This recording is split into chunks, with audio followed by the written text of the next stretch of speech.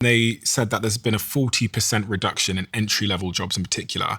And then they made this graph, which has gone viral over the internet. The red shows where we are now in terms of capability. And based on how people are currently using the models, that's their prediction. Extrapolated out that the blue part will be the disrupted parts. This is the things that they say AI can do right now, but people don't realize it yet. So if you look at it, it's kind of all the stuff you'd expect. Yeah. It's the physical, real world human stuff, which robots maybe can do someday, like construction or agriculture that are untouched, but like office and admin, saying finance stuff, math. And you notice that these are all the things that I just named that they purposely Legal, finance, math, law, media and arts. healthcare. That's me cooked. Office and admin, I mean, they do focus a lot on like assistant type and managerial work. And so what we're seeing right now is the thing that happens with every wave of automation, which is that there is a bunch of entry-level work that gets automated away.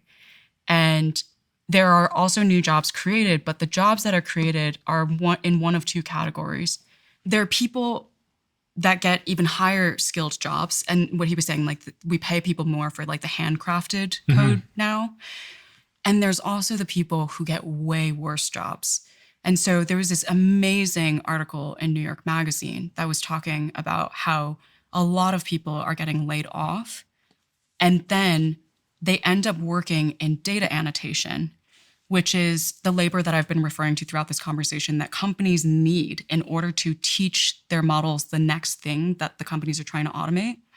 And so like a marketer gets laid off and then they go and work for a data annotation firm to train the models on the very job that they were just laid off in, which will then perpetuate more layoffs if that model then develops that skill.